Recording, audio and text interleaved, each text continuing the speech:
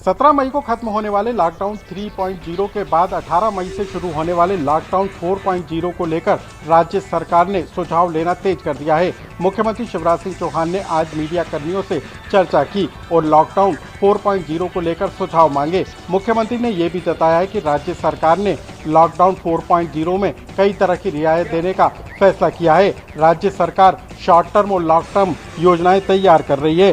साथ ही मुख्यमंत्री ने इस संक्रमण के साथ जीने की बात कही है। मुख्यमंत्री ने आज चर्चा में कहा है कि लोगों में निराशा का भाव न आए, इसके लिए सरकार काम कर रही है।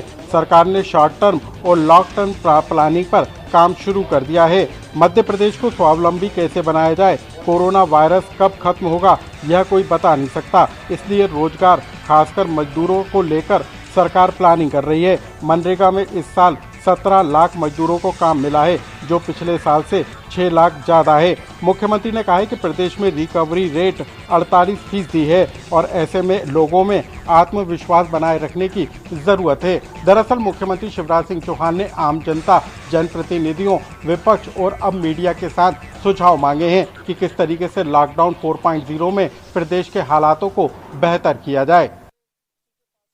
लॉकडाउन के तीसरे चरण के अंत में इंदौर में कोरोना पॉजिटिव मरीजों की संख्या अब बढ़कर 2238 हो गई है। बुधवार रात जारी हुए मेडिकल बुलेटिन में 131 नए कोरोना पॉजिटिव मरीज पाए गए। वहीं लॉकडाउन के चौथे चरण को लेकर इंदौर में आज जनप्रतिनिधियों और अफसरों के बीच एक बैठक हुई। इस बैठक में लॉकडाउन के नए स्वरूप को लेकर चर्चा की गई। दरअसल गुरुवार को इंदौर के रेसिडेंसी कोठी में एक बैठक आयोजित हुई। इस बैठक में शहर के तमाम जनप्रतिनिधि और प्रशासनिक अफसर शामिल हुए। इस बैठक में कोरोना संक्रमण पर रोकथाम और लॉकडाउन के चौथे चरण को लेकर चर्चा हुई। जनप्रतिनिधियों ने अफसरों को सुझाव दिए और उनसे योजना भी जानी। हालांकि बढ़ते मरीजों की संख्या को लेकर जनता के साथ जनप्रतिनिधि और अफसर हलाकान है।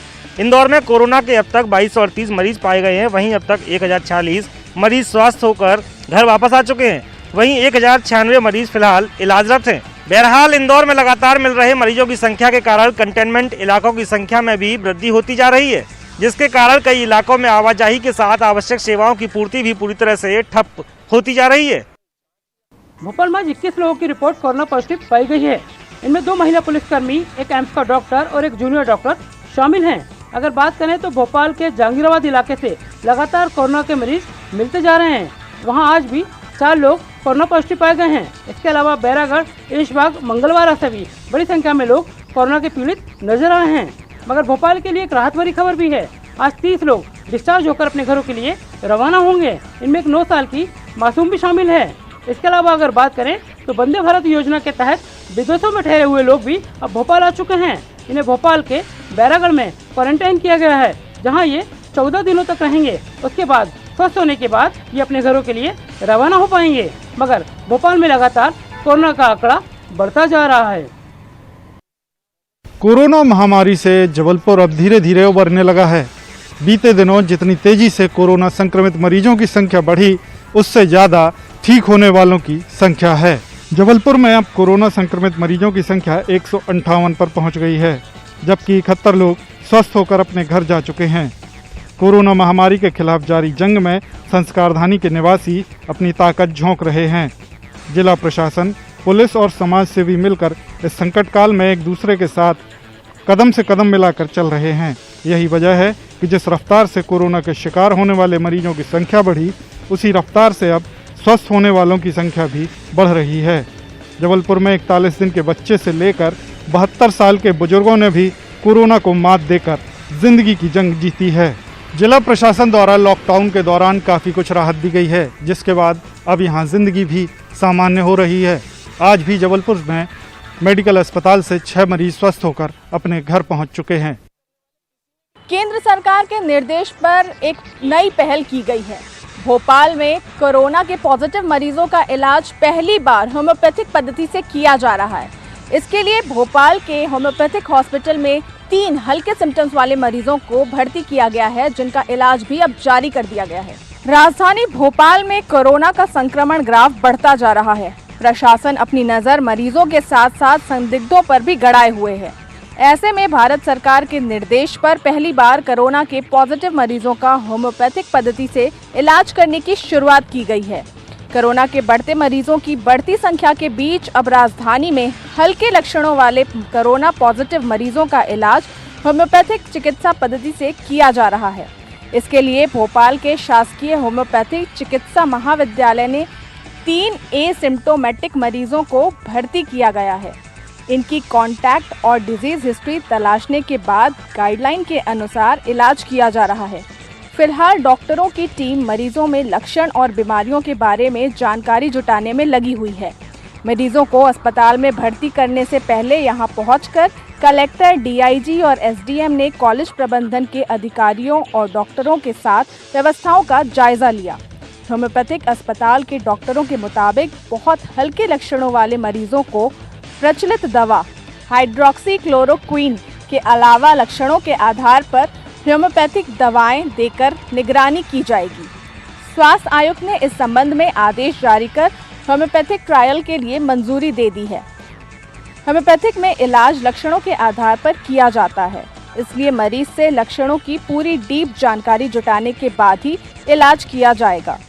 डॉक्टरों के मुताबिक कोरोना की फर्स्ट स्टेज में ही इलाज कर वायरस को खत्म करने का प्रयास किया जाएगा। केंद्र और राज्य सरकार की ओर से दिए गए निर्देशों का पालन करते हुए कोरोना पॉजिटिव मरीजों का होम्योपैथिक से इलाज किया जा रहा है। ये पहली बार हो रहा है जब इस तरीके के रिसर्च वर्क को जीएमसी की एथिकल कमेटी ने मंजूरी दी है। गुना में एक दर्दनाक सड़क हादसे में 8 मजदूरों की मौत का मामला देखने को मिला है। इस वक्त हम मौजूद हैं घटनास्थल पर। ग्राउंड रिपोर्टिंग के लिए हम मौजूद हैं। आप हमारे पीछे देख सकते हैं जिस ट्रक और बस के बीच में टक्कर हुई है उसमें 8 मजदूरों की दर्दनाक मौत हो गई है। सभी मजदूर उत्तर प्रदेश के बताए जा रहे हैं। बताया जा रहा है कि महाराष्ट्र से जब ये उत्तर प्रदेश के लिए जा रहे थे तभी गुना के कैंट थाना क्षेत्र के बाईपास पर एक सड़क हादसा हुआ जिनमें इन मजदूरों की मौत हो गई।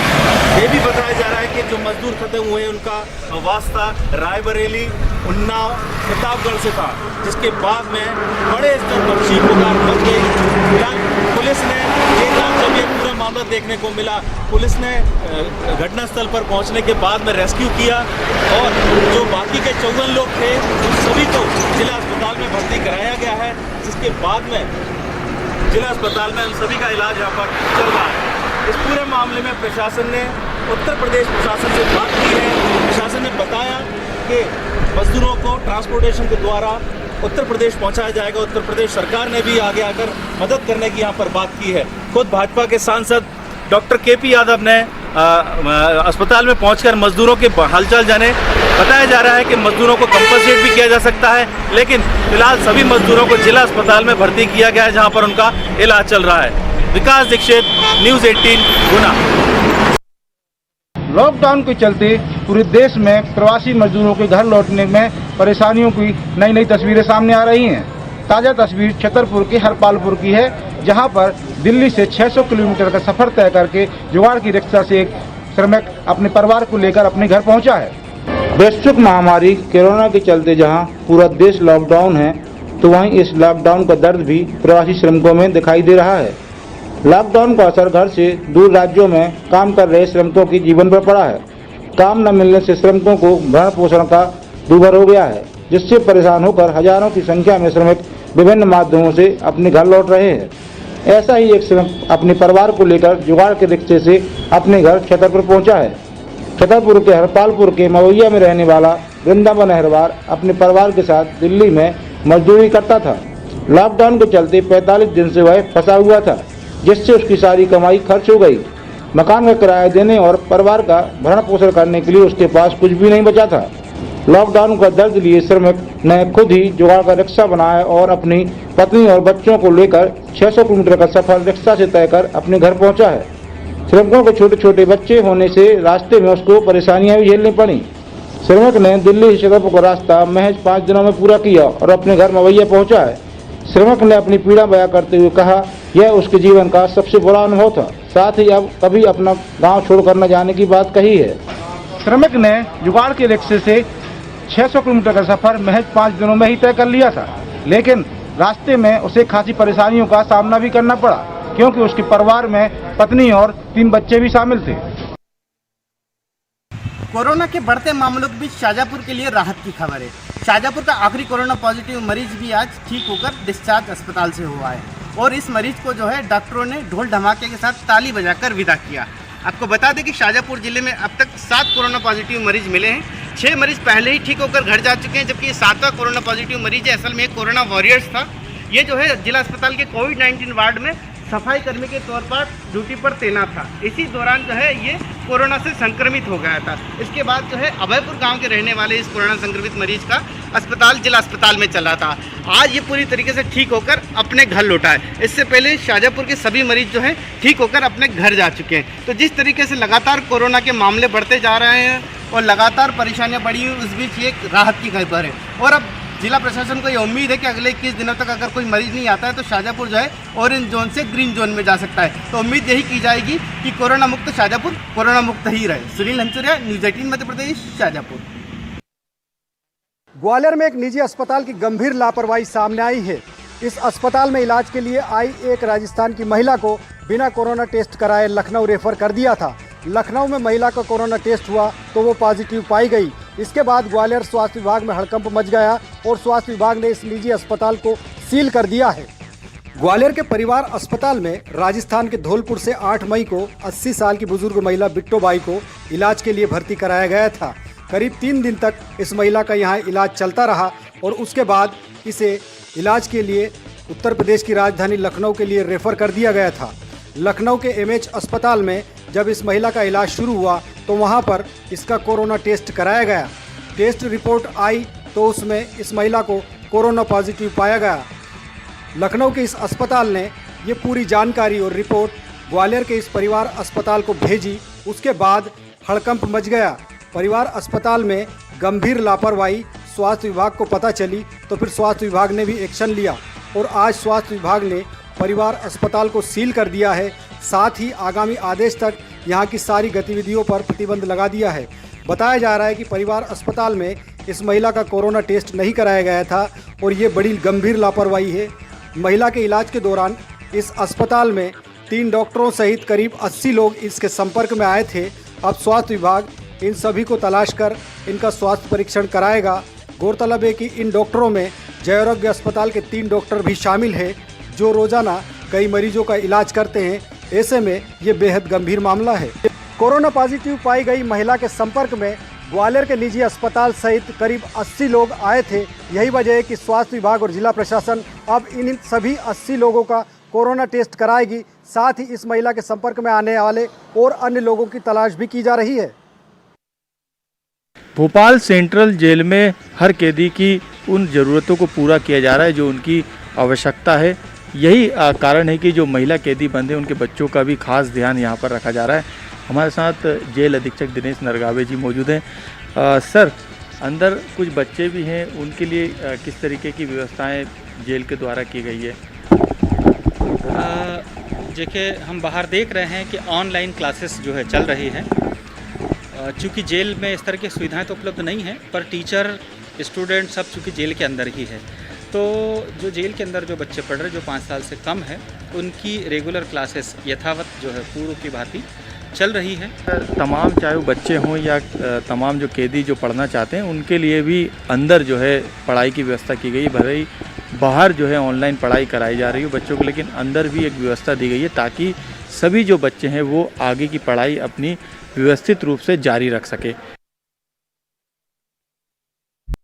कोरोना वायरस को लेकर एक और देश और दुनिया जहां चिंतित है, वहीं छत्तीसगढ़ में कोरोना को मात देने वालों की संख्या लगातार बढ़ते जा रही है।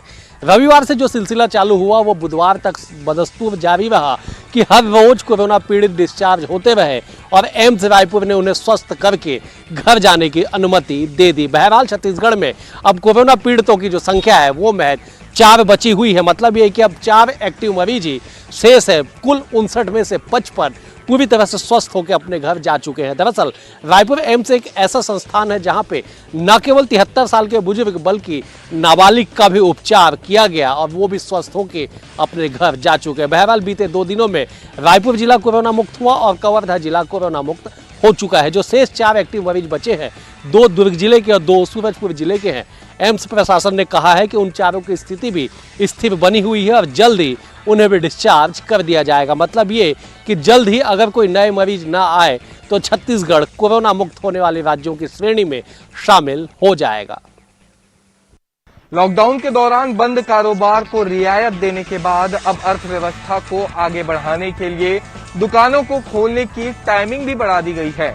जिस तरह से जिला प्रशासन द्वारा एक सूची जारी की गई थी जिसमें तमाम जरूरी सामानों के अलावा कुछ अन्य दुकानों को भी खोलने की अनुमति दी गई थी, जिसमें अलग अलग दिन और अलग अलग समय तय किए गए थे सभी दुकानों के लिए।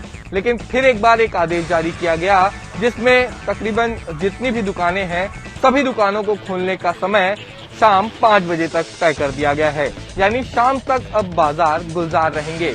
लेकिन ऑड और इवन का जो फॉर्मूला रायपुर में लागू किया गया है, ये फॉर्मूला अब भी काम करेगा और साथ ही जो दिन तय किए गए थे जिला प्रशासन द्वारा उन्हीं दिनों पर वो तमाम दुकानें खुल पाएंगी, जिसका निर्धारण जिला प्रशासन द्वारा जारी किए गए आदेश में किया गया है। हालांकि बार बार ये कोशिश की जा रही है कि रुकी हुई सी अर्थव्यवस्था को अब गति प्रदान की जाए और इसी कड़ी में अब दुकानों को खोलने की टाइमिंग भी बढ़ाई गई है। आने वाले समय में जब 17 तारीख को लॉकडाउन खत्म होगा तो माना यह जा रहा है कि और भी ज्यादा रियायतें इस दौरान मिल सकती है। महामारी से सबसे फ्रंट पर लड़ रहे पुलिस जवानों और अधिकारियों का सुकमा पुलिस अधीक्षक शलभ सिन्हा ने सम्मान किया है। कोरोना के अलावा नक्सल मोर्चे और कानूनी व्यवस्था बनाए रखने के लिए बेहतर काम करने वाले जवानों का भी सम्मान किया। यह सम्मान हर महीने किया जाएगा। इसके पीछे सिर्फ जवानों को मनोबल बढ़ाना और प्रेरित करना एकमात्र उद्देश्य है। एसपी सुकमा शलभ सिन्हा की यह पहल आने वाले दिनों में जवानों को अच्छा काम करने के लिए प्रेरित करेगी। वैश्विक महामारी कोरोना से कई जगह पर परेशानियों का सामना करना पड़ा है, तो आज भी हालात हैं कि बहुत ज़्यादा चिंता का विषय जो है वो कोरोना बना हुआ है। लेकिन कुछ इलाके ऐसे हैं जहां पर कि काफ़ी ज़्यादा राहत जो है वो कोरोना के समय मिल रही है। ऐसे में सवाल यही उठता है कि आखिर ऐसी क्या वजह है कि कोरोना कहीं पर मुश्किल हालात बना हुआ है तो कहीं पर राहत मिल रही है। दरअसल बस्तर का पूरा इलाका ग्रीन जोन में है और इस बार जिस तरह की परिस्थितियां मौसम में देखने को मिल रही हैं उसमें माना यह जा रहा है कि इस कोरोना के चलते जिस तरह की आवाजाही सड़कों पर होती थी, एनएच पर होती थी, वो पूरी तरह से ठप पड़ी थी। यही वजह है कि बस्तर में प्रदूषण कम हुआ है। और इसके अलावा इसके साथ साथ ये भी माना जा रहा है कि मई में महीने में जिस तरह की झुलसा देने वाली गर्मी पड़ती थी उस गर्मी से भी लोगों को छुटकारा मिला है। 5 साल में ये पहला मौका है जब एक बार फिर से मई के महीने में लोगों को गर्मी के बजाय ठंडक का एहसास हो रहा है। और इसके पीछे वजह यही बताई जा रही है कि मई के महीने में आमतौर पर राजस्थानी हवाएं जो है वो बस्तर को छूती थी और यही वजह है कि बस्तर में गर्म लू के थपेड़े चलते थे। लेकिन 1 मई से लेकर के 10 मई तक का अगर आकलन किया जाए तो गर्म लू के थपेड़ों की बजाय लोगों को ठंडक का एहसास हो रहा है। मौसम लगातार अपना मिजाज बदल रहा है, बदली छाती है, ठंडी हवाएं चलती हैं और फिर रिमझिम जो है वो बारिश की फुहारें पड़ती हैं। और इसके पीछे कारण जो है वो सबसे अहम यही है, मौसम विभाग की अगर माने तो जो आवाजाही है वो सड़कों पर थमी है, उद्योग जो है वो बंद हैं और इसके चलते प्रदूषण तो कम ही हुआ है, मौसम और पर्यावरण में काफ़ी ज़्यादा अहम परिवर्तन जो है दिखाई दे रहे हैं। 5 साल के आंकड़ों की तरफ नज़र डालें तो मई का महीना और अप्रैल का महीना ऐसा हुआ करता था जब पारा जो है वो 40 डिग्री के पार चला जाता था। लेकिन इस बार 5 साल में ये पहला मौका दिखाई दे रहा है जब अप्रैल से लेकर मई के महीने तक अभी तक जो पारा है वो 33 और 34 डिग्री से ऊपर नहीं जा पाया है।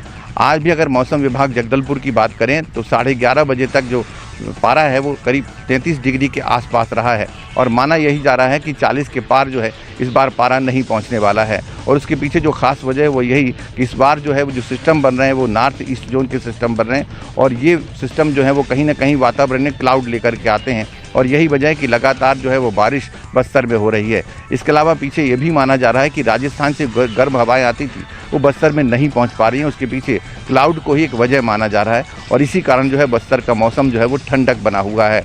वैज्ञानिकों की अगर माने मौसम विभाग की तो इस बार मौसम जो है कुछ इसी तरह का मिजाज जो है वो बस्तर में दिखाई देगा।